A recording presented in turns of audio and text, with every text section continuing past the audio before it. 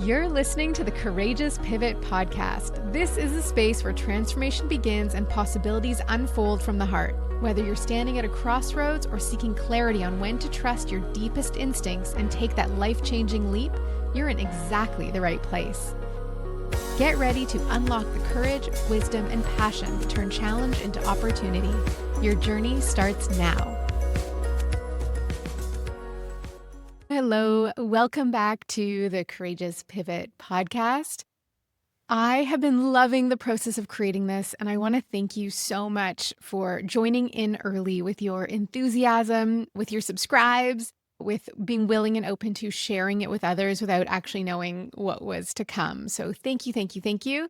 As I'm recording this episode, I've also begun the interviews with my guests, which will be coming up in a couple weeks. And we have such a diverse, varied, eclectic lineup, which basically describes my life and my circle of friends and acquaintances. I'm really excited for you to get to meet them. Now, I want to make sure you listen to the very end of this, because what I'm going to start doing is at the end of each episode, wherever I am able to and can think of a great one, I want to offer up little exercises.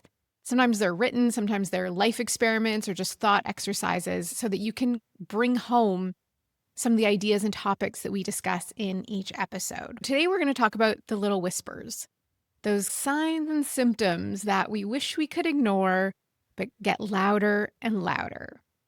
2 years ago, I would have told you I was a nutritionist, author, entrepreneur, and mom to an elementary-aged wild little boy. Over the span of 15 years, I built a successful online business, ran an international online school, and lived the hustle of doing all the, quote, right things, having it all as a single woman, then a wife, then mom, experiencing success by all the conventional metrics. As I've shared before, in 2023, I walked away from my business.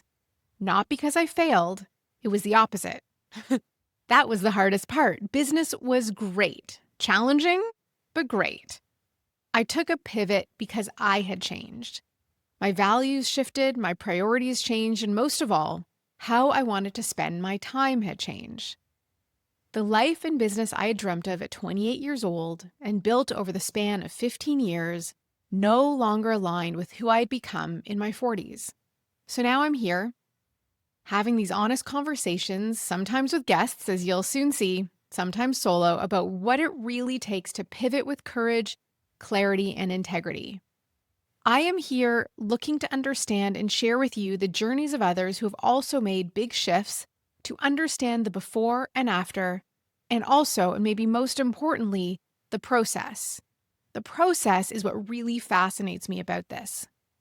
I've always believed the world needs people doing things differently, living more fully, choosing their own brave path. Now, if you're standing at a crossroads or even just feeling the whisper of one, I want to assure you that you're in the right place, and I want to thank you for being here. If you joined me for episode 1, you now know what a courageous pivot is. If you haven't yet, I recommend popping back to that episode. It's just short of 15 minutes, so you have the foundation laid for what we're going to talk about today. And what we're talking about are those life-altering choices, the kind where you pause, reassess, likely delay and distract yourself for as long as possible until the universe literally knocks you down. For most of us, it's only when we feel like we are suffocating, have no other possible option, do we decide to veer off the path in favor of something more aligned, more true, and more alive. I know for myself, at every turn of life, every time I had to make one of these big decisions that I knew was going to disrupt that foundation that I'd built, it'd always be like, right now? Like, can I just do this first? Can I just do this a little bit longer? And the answer I get is always the same. It's that, yeah, you can, but that divine kind of energetic channeling or that like the magic, the sparkle, that's going to be gone. You can keep doing it, but it will be full effort and force. And when I came to understand this, it all kind of made sense. When you know what you have to do and put it off, it gets a lot harder to keep moving forward. But what if it could be less horrifically terrifying to follow your heart?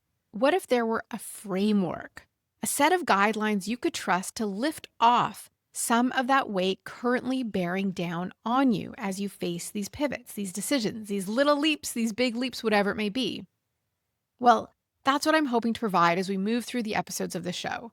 And today we're exploring that first whisper, the language, signs, and symptoms of your life that are telling you something has to shift. It's like that niggling feeling or knowing, that idea you can't unthink, that spark where despite the flood of water you keep dumping on it with all your distractions and self-made commitments to keep otherwise so busy and firm in your current ways. Well, despite all that, that spark only grows. We've been so conditioned to expect everything to be big and dramatic, a big dramatic action for an equally explosive reaction. The reality, however, is that most courageous pivots don't start with a big breakdown, a dramatic moment, or a bold decision. They start with something much, much smaller and quieter. They start with a whisper, one that most of us do our very best to ignore for a really, really, really long time. That's what we're talking about today. The whisper before the leap. This is that subtle internal knowing that something is no longer quite right. That inner nudge that says, this isn't it anymore. You might not be able to explain it yet, and chances are good you won't. You might not be ready to act on it, and chances are good you really don't want to. And you likely have absolutely no idea what is on the other side of exploring it. But you've felt it.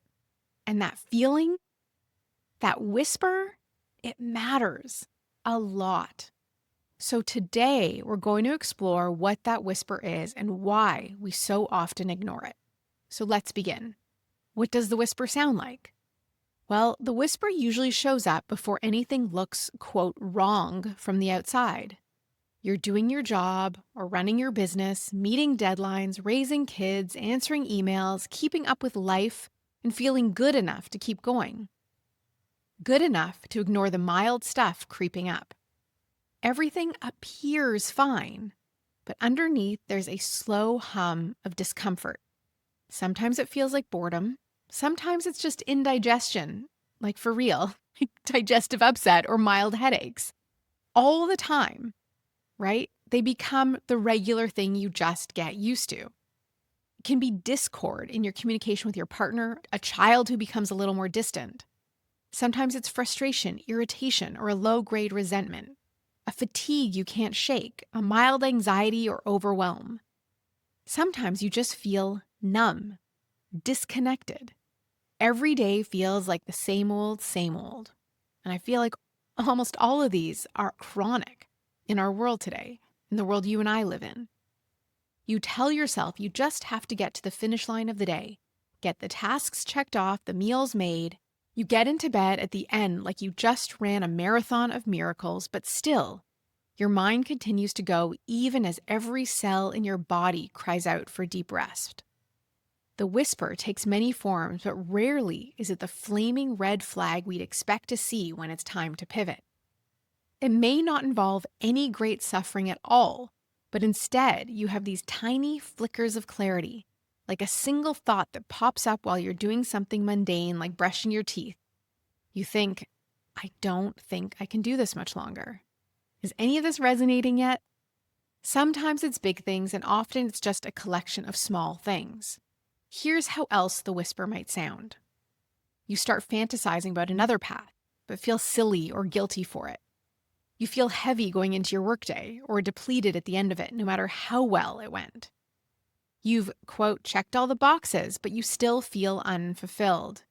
You scroll endlessly, binging TV, stay busy, not because you're resting, but because you're avoiding. You may even start shifting other aspects of your life, how you dress, how your furniture is arranged, or making big decisions about one area of your life because it seems like an easier fix than addressing the underlying thing that really needs the shift. Or maybe there's a quiet, persistent longing for something more creative, more simple, more meaningful, but you haven't allowed yourself to take it seriously. And the whisper isn't always words. You're not getting some magical download of exactly what you need to hear. Sometimes it's a body feeling, like a tight chest, gut tension, fatigue that won't go away, lethargy. It can be a subtle contraction, and it's subtle. But once you notice, you can't really unnotice it. And that's exactly why so many of us try not to notice in the first place. We try to ignore the whisper. Why?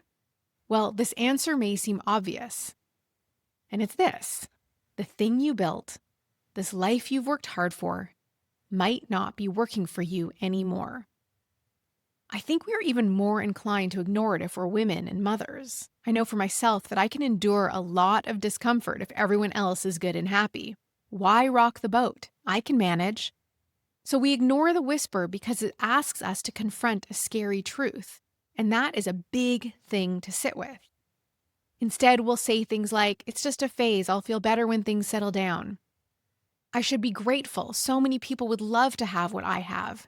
Or, "This is just how adulthood feels. No one loves their job all the time," or their spouse, as the case may be. "It's too late to change now. I've already invested so much into this." And you can be talking about any number of things: the sunk cost fallacy, the idea that we've already put this much into something, we might as well just keep going. These thoughts come from fear. Fear of the unknown, fear of disappointing others, fear of being judged, fear of starting over. Maybe it's the fear of not knowing what to do, but knowing what you are doing, where you're at, isn't working. And there's also guilt, especially if what you're doing looks successful from the outside. To be clear, this applies to so much change. This applies to changes needed due to a health diagnosis, or changes because you know you need to get tech out of your kids' lives, or you need to leave a marriage, or, as in my case, scale down a business I had spent night and day for 15 years obsessing over, worrying about, and building my life around. I even timed my pregnancy around when I ran my primary course. And of course, there's the fragility of our own identity. I started this podcast episode talking about this, about not knowing who or how we can conduct ourselves after the change.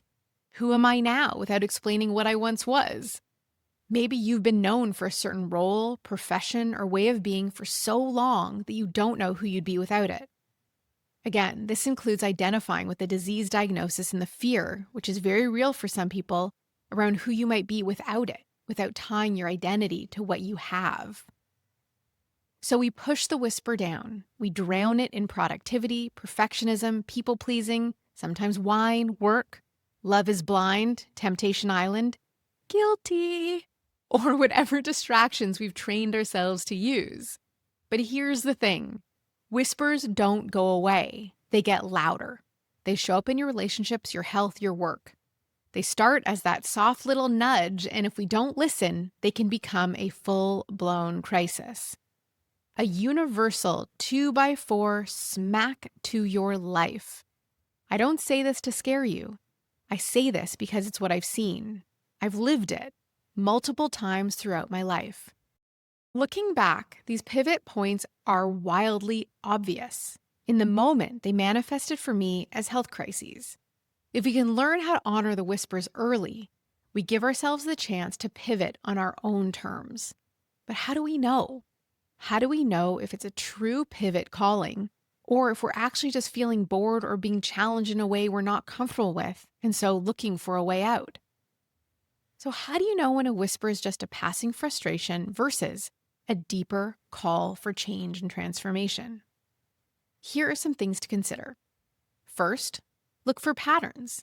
Is this a one-off feeling, or is it something that returns again and again and again, even after a vacation, a new project, or some, quote, self-care? In the next episode, I'm going to share some of my story, but I will tell you right now that in April 2023, I took a 1-week solo holiday. I wanted to recharge before our biggest launch period of the year. When I came back from that week, I wasn't excited to get back to work, and this is the first time this had happened. Instead, I booked a full-day weaving workshop. This was the first inkling that there was no going back to what was. I knew in my heart what was coming. I just thought I could weave my way out of it for a little while longer. A pivot whisper tends to linger. It's not dramatic, it's just there. Not loud, but constant. Second, get curious about your resistance. Do so honestly, and this is a tricky thing. Are you brushing off your own truth with shoulds? Like, I should be happy. I should just suck it up. I should wait until things are more stable. When you notice a should, there's often a want hiding underneath it. And there's nothing wrong with wanting things to be different. Third, ask yourself, is this coming from fear or from freedom? Is this about escaping or evolving? Does the idea of letting go, daring to imagine making the pivot bring relief, even if it's scary? And you have to answer truthfully, even if only to yourself at this point. Also, I don't know is an acceptable answer. You may not know what is the truth of you or your heart if you've never taken a moment to calm the chronic distraction and be with yourself, even for a moment. And here's something I've learned. True pivots often feel terrifying in your mind, but peaceful in your body. They might be uncomfortable, but there's a quiet rightness to them, an expansiveness, a sense of a weight being lifted, a sense of coming home. Let that sink in. Maybe there's something stirring right now. Maybe you're remembering a whisper you've been trying not to hear. You don't have to act on it today, but acknowledging it, that's a very powerful first step. Accepting that a pivot is needed doesn't mean you have to blow your reality up tomorrow. I can tell you for sure, and as you'll hear from the guests you'll be meeting, going through the mud of the shift is often the messiest, most doubt-filled time of all. It can be easy to imagine the other side, but that process is why so many get stuck. Or stay stuck, as the case may be. So if there's one thing I hope you take from this episode, it's this. You don't need to have all the answers right now. You don't need to make the leap. You just need to listen. The whisper doesn't ask you to burn it all down. It asks you to pay attention, to stop gaslighting your own inner knowing, to get quiet enough to hear what's been trying to speak to you all along. The whisper is just the invitation. You're not asking for instructions, and you don't get a crystal ball, certainly on the outcome. You don't need to have all the steps in place to know how to actually see this through. This is just about accepting the invitation to listen, to come home to yourself, even if just a little bit. And if all you do today is notice, well, that's enough. That's more than enough, because that's where the real courage starts. Before I sign off today, I want to leave you with a little experiment you can try this week. Don't worry, it's easy. It won't blow your life up. I want you to set a gentle alarm or put a reminder somewhere that you'll see each time the same day. Maybe it's when you're having your morning coffee or brushing your teeth. Maybe it's midday while you're in the heart of your work or what fills your day. When this alarm goes off or you see the reminder, whatever you're doing, give yourself a one-word check-in as you tune in. So the question you could ask yourself is this. If my body could speak right now, what would it tell me about how I'm spending my time and energy? Now, don't think your way to the answer. Don't think about it too much. Just notice. Notice how you feel. Does your chest feel open or tight? Are your shoulders relaxed or hunched over? Does thinking about tomorrow bring excitement or heaviness or dread? And write down just one word. And please do write this down. Write down just one word that captures what you notice. Not a judgment and not a solution, just an observation. It might look like this. Monday rushed, Tuesday numb, Wednesday restless, Thursday excited, Friday relaxed. And by Friday or Saturday, whenever you choose to end your experiment, you might start to see a pattern. The whisper often speaks through our bodies before our minds catch up. And the key is this, again, you're not trying to fix anything or make any decisions. What you're doing here is practicing the simple art of listening to yourself, which is the foundation of every courageous pivot. Because here's what I've learned. The whisper doesn't get louder by being ignored. It gets clearer by being heard. So give yourself permission to simply notice. How's that feeling today?